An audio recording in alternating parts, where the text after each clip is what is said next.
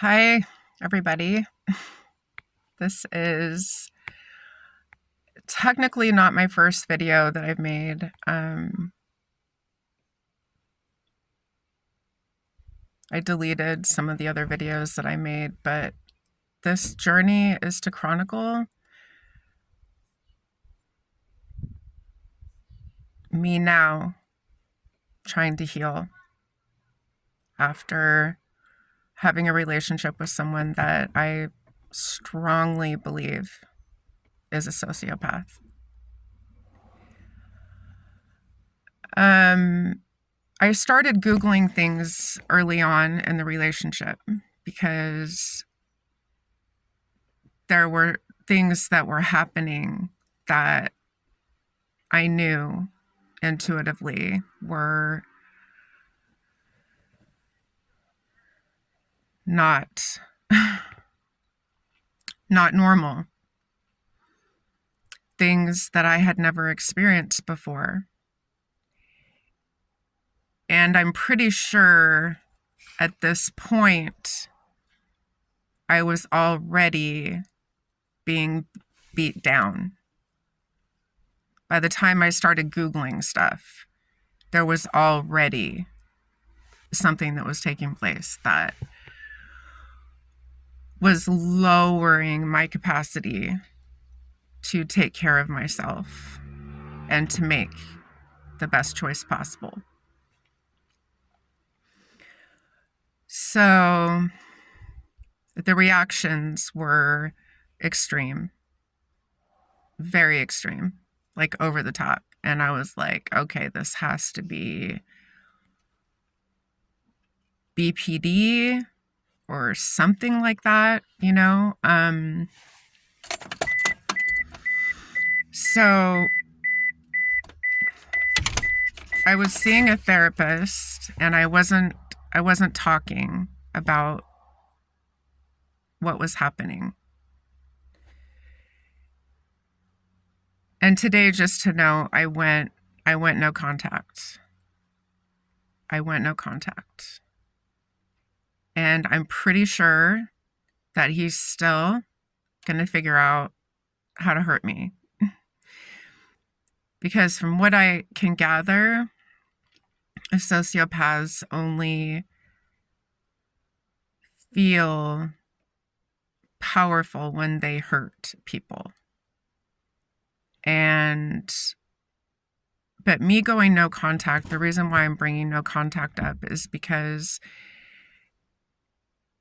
last night was super uncomfortable. Today's been really uncomfortable because it's like once I figured out what was going on, then all of the pieces started coming to my mind about the things that I've experienced. Kind of like that movie Usual Suspects, when the detective is talking to the suspect and realizes at the end of the movie that the suspect has been like pulling all this stuff from the board in back of him. That's basically what's happening to me. Is the things that I experienced are starting to come to my mind. So I was seeing a therapist. I wasn't talking about what was happening. And it wasn't until about 4 months ago I started researching. Malignant narcissist seemed pretty close. That's when somebody has ASPD, which is sociopathy and narcissism together. But I'm pretty sure that it's sociopathy. It's not narcissism, I don't think.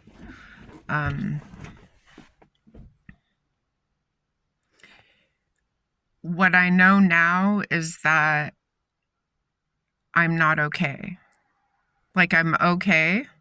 I'm still functioning. I'm getting up. I'm going to work. I'm taking care of things I need to take care of. But there's a part of me right now. And it's the part of me that was being abused that just went dormant. It just kind of went to this place, and now that part of me is coming up. It's the part of me that was being raged at. It's the part of me that was being physically assaulted. It's the part of me that was being screamed at. It's the part of me that was being told that there was something wrong with me, that I was crazy for trying to talk to him about things that were inappropriate, things he was doing or saying that were wrong or hurtful. I was met with, "You're crazy." I was raged at. I would say things about things that he said or say things about things that he did, and then I would be told that I was crazy, that there was something wrong with me, that he never said that, he never did that. And that was a constant. That was an absolute constant.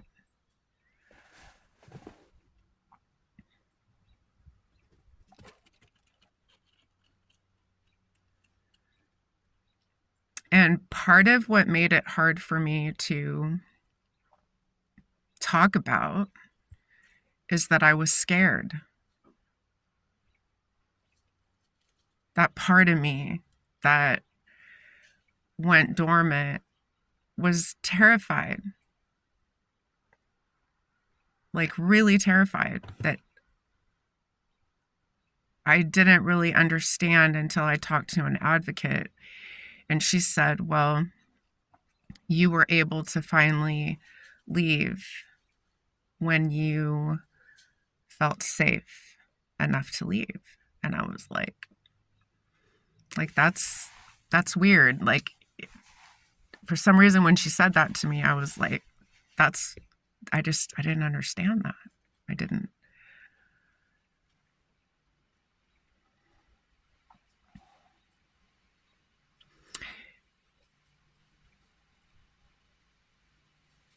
And all the time that I was in that relationship, I never heard that they were sorry, that they felt bad for what they did.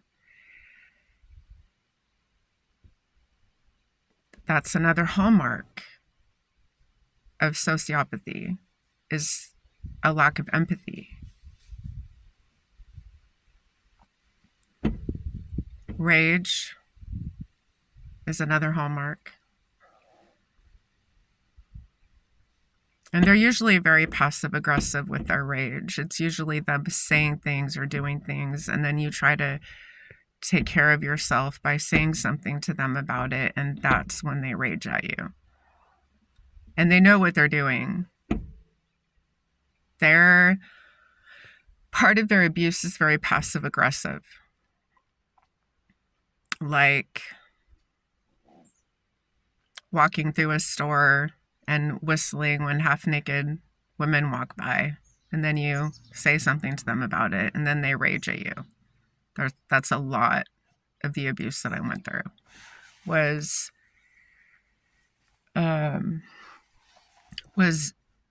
me being told I was crazy, that there was something wrong with me, because I would say something to him about something like that.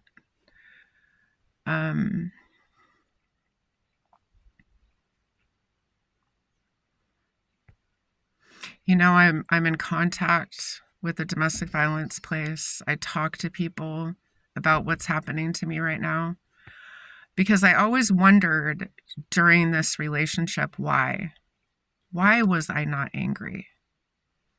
Why did I not,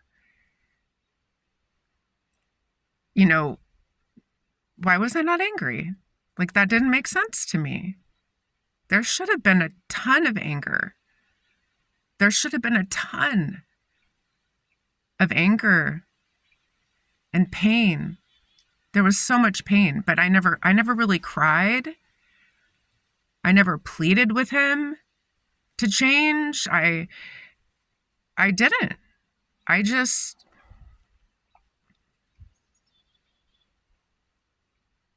I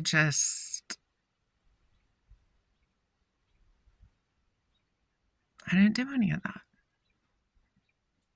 He never apologized and never made promises. And I never cried or raged. Um,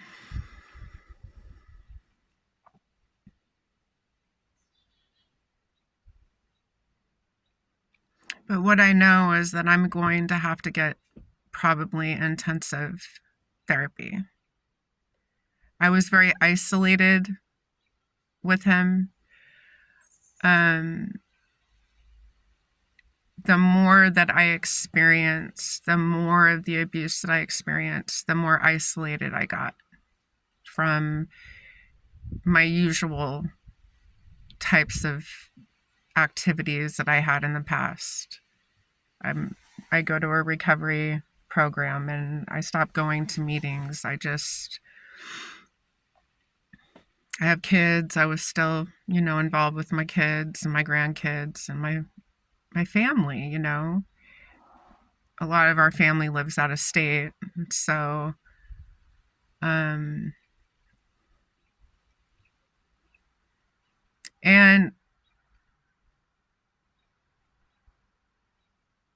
there was just so many things that came to my mind today. Sociopaths lie. They lie. They lie constantly.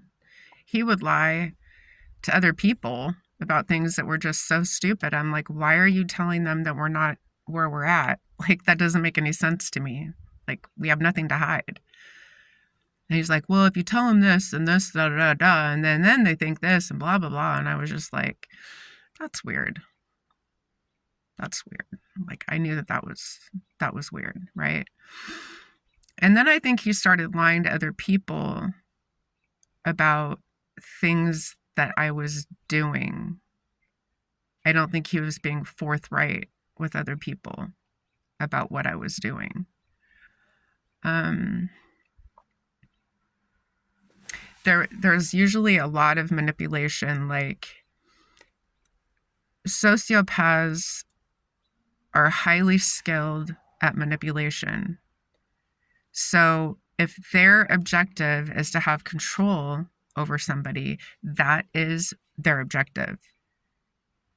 So whatever it takes to get that control over somebody, that's what they're going to do.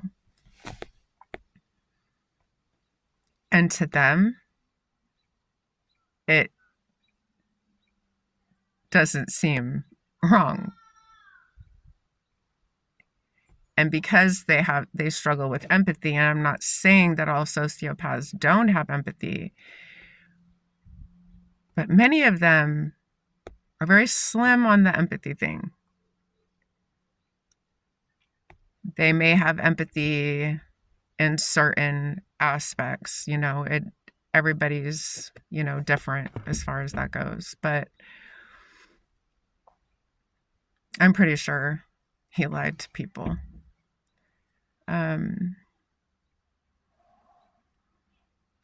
But yeah, I really do. I feel like I'm gonna need some help because I was constantly gaslit.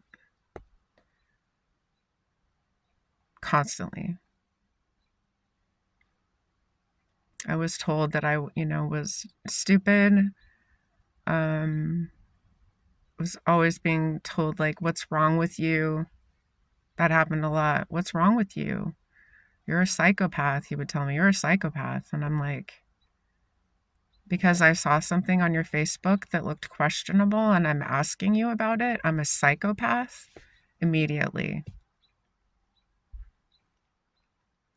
9 times out of 10, if not 10 times out of 10, whatever I suspected that he was doing it.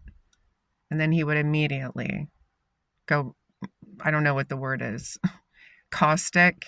The second that I tried to bring something into the light, it was like explosion, scream, yell,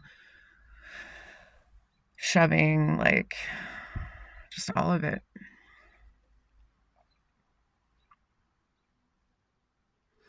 So I didn't start really figuring it out until about 4 months ago. And I'm like, okay, this is sociopathy. This is what I've been isolated with. I didn't get up and go to a job. We worked together, so we were always around each other constantly. I never had a real break to like try to figure it out, you know? But now that I've gone no contact, it's like my brain is starting to see the manipulation. It's starting to see the what everything was about. And it's very painful because theoretically, the part of me that started going down was the part of me that understood that I was in a very, very, very, very serious situation. And usually women that are in those types of situations, they don't talk. They don't talk to people about what's going on. They don't. And then I loved him, and that's another aspect. You want to protect. You're afraid of him, but then you want to protect him too. There's that. Part of the brain wants to protect, and the other half wants to protect yourself. And it's like a war that I was constantly in.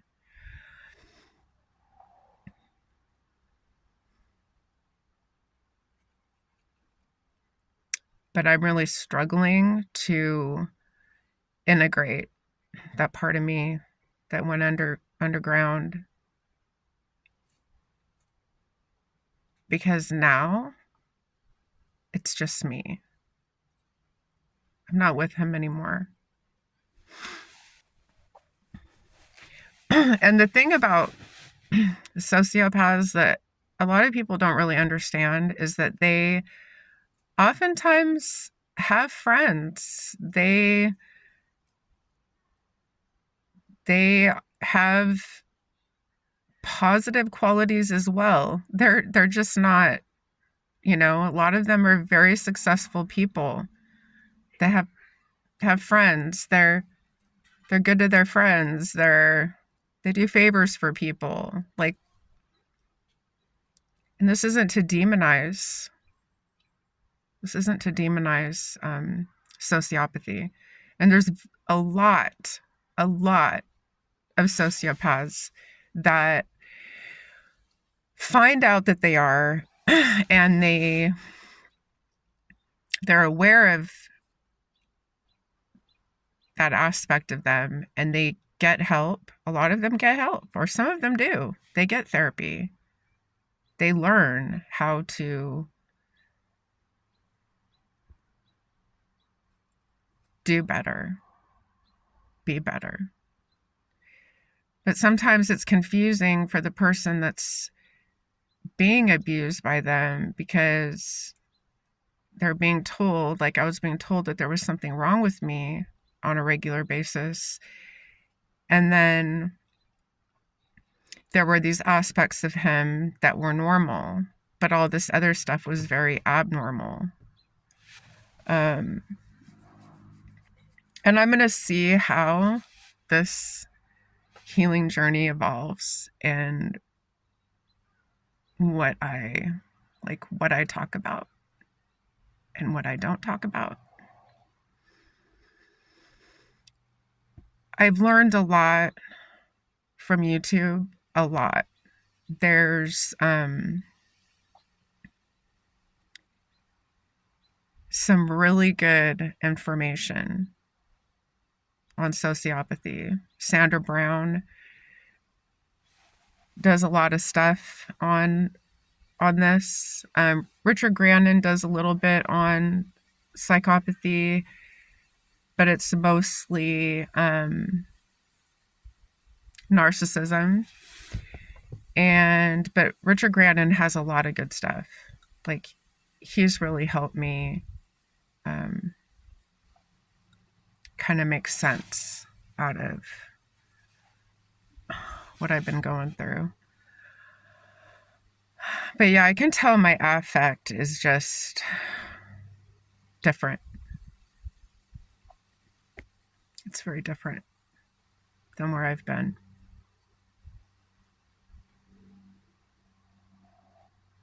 It's really strange. And one of the gals told me it's because my nervous system is starting to integrate again because I feel safe.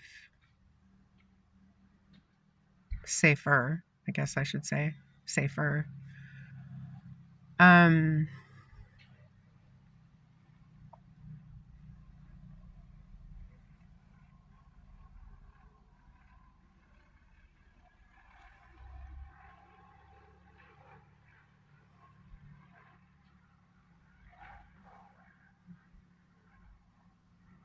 so I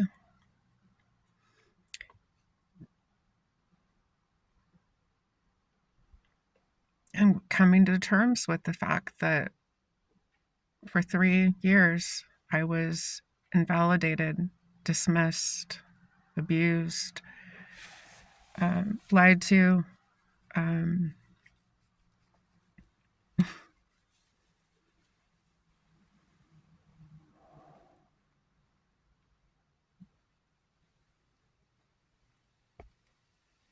and the thing about sociopathy that is probably the hardest pill to swallow is that the abuse, the need for control, and the way that they do what they do, it's deliberate. It's absolutely deliberate. And a lot of people that are in these relationships, they try to focus on their trauma. If they have any trauma in their childhood, they try to focus on the fact that this person has trauma. Maybe they don't know that they're a sociopath. Like, the partner doesn't know that their partner is a sociopath.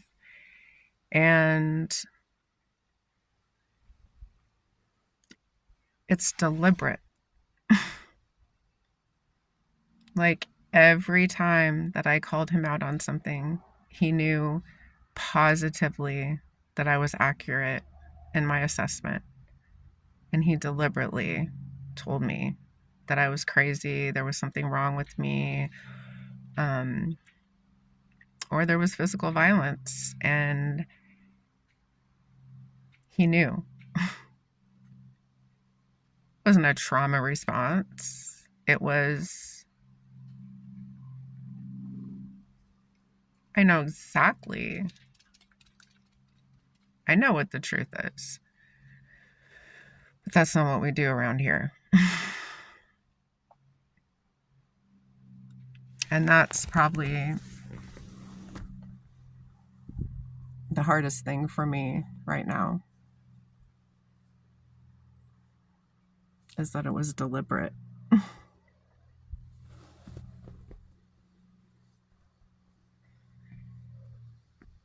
wasn't unconscious.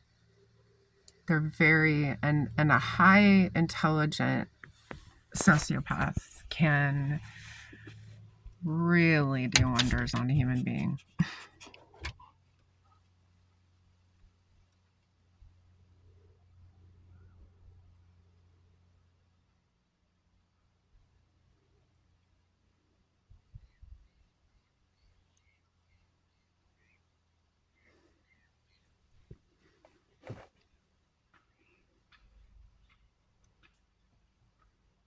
So part of why I want to do this is I want there to be a representation on YouTube of somebody going through the healing journey. And I'm sorry, my car is like not, it's not like a YouTube studio or anything.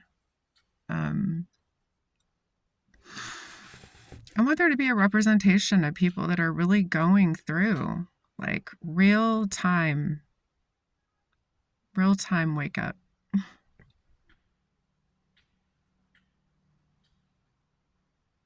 So many people, I'm sure, that have gone through this are very isolating. You know, they're very isolated. They're trying to make sense out of, you know, okay, I feel safe. And then they think about the past and, oh, this and that. And, oh, yeah, okay, yeah. That was all manipulation.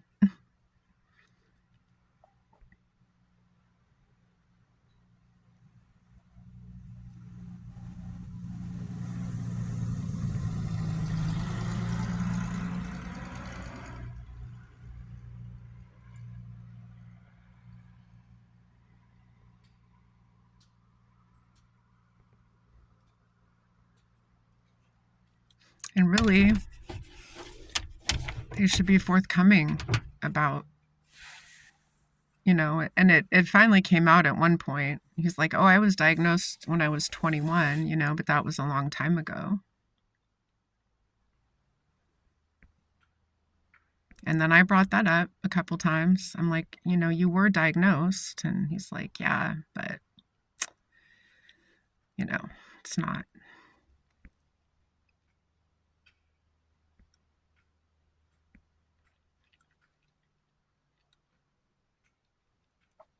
So, yeah, I've got no contact. And I'm sure as the days go by, I'm going to just be having a ball with all of the realization. And going no contact is extremely difficult when you've been through a situation like this. Because part of my brain has been able to withstand the torture because I was with him. And there were other aspects that were good. So now that I've gone no contact, I don't have any of the manipulation.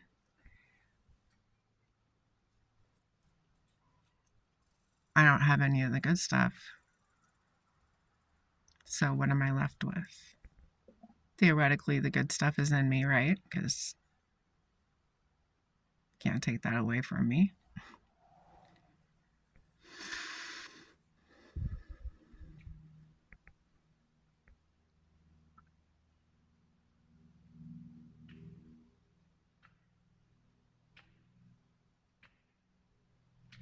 And there really needs to be some kind of survivor group for people that have been in relationships with sociopaths. It's a type of situation that is not.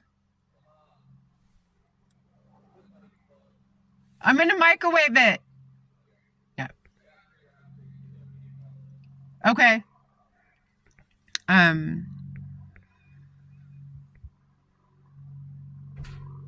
So yeah, there's a lot of spaciness going on right now with me. A lot.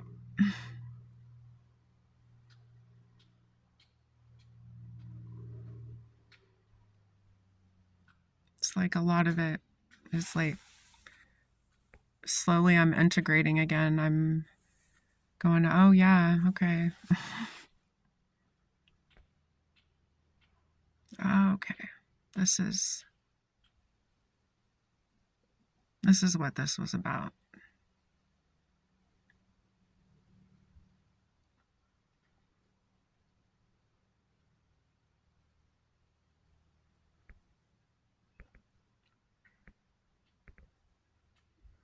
And anybody who's been in a situation like this is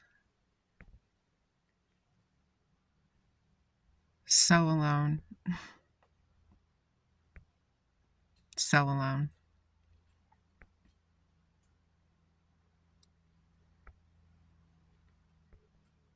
It's hard to talk about something that you don't understand. It's hard to talk to people about things that your partner is doing. It's very hard because you have that instinct to want to protect.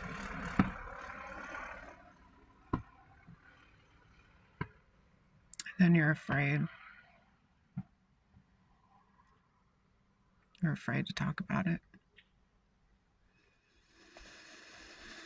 So I don't even know if I'll post this video. It's like all over the place, but it's day 1 of no contact and coming to terms with the fact that I was isolated with a sociopath for 3 years.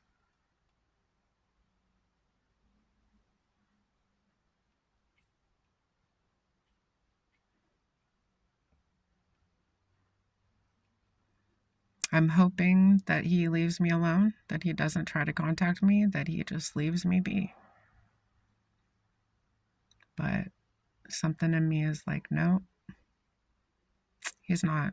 He's gonna find some other way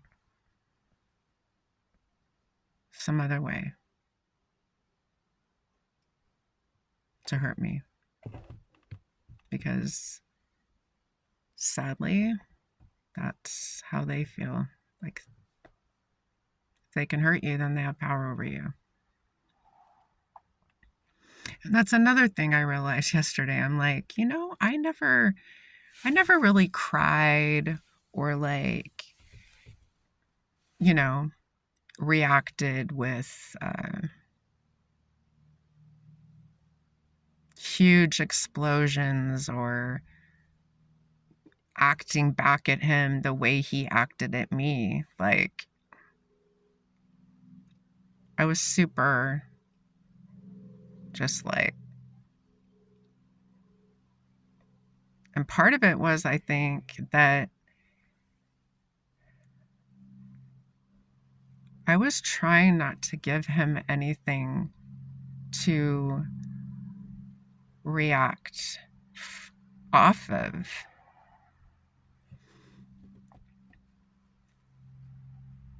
When he would rage at me, he'd ask me questions, like questions. And I'm like, yeah, no. I'm not even here. Like, I'm not even here. Can't answer anything. I can't, and then I get in trouble for being quiet or not being able to answer a question when I was being screamed at, just everything I was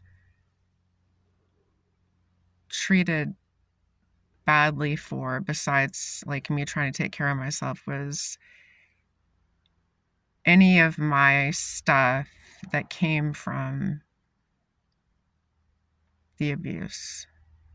Like me being insecure. That's a whole episode on how he bred the insecurity into me and then would chastise me for being insecure.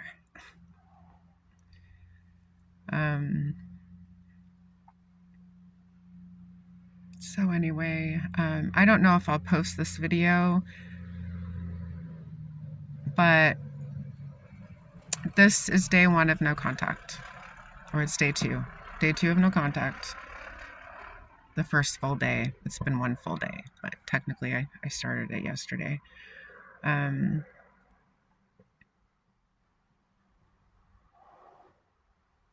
I just want to say, like, if I do post this, I just want to say that if you're going through, if you have ever been through this type of situation, there is help available. What I could tell you is the most valuable resource that you could have is a domestic violence crisis line. Talk with people that are involved with the Domestic Violence Crisis Center.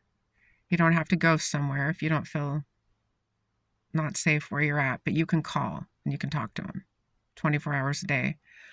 And then also YouTube. Watch a lot of videos and just know that whatever you're feeling is completely, absolutely normal. And no matter how long you've been in the relationship, if you're out of it or you're still in it, it's not your fault. It's not your fault that you've taken him back. None of it's your fault. It's a terrible, awful cycle. It's just a terrible, awful cycle. And you don't have to blame yourself. That is part of the healing process, eventually, is looking back and sorting out, what did I not see, or what was right in front of my face that I wasn't aware of. But a lot of times, that's not even your fault either.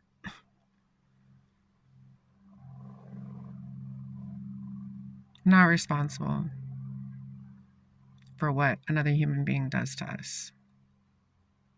We're just not.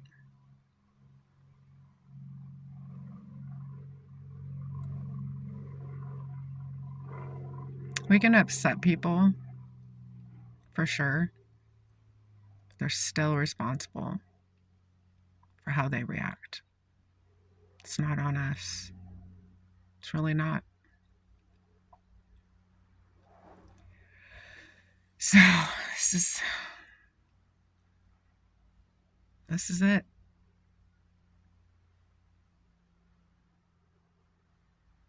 Sucks. But I'm doing it. I'm doing it.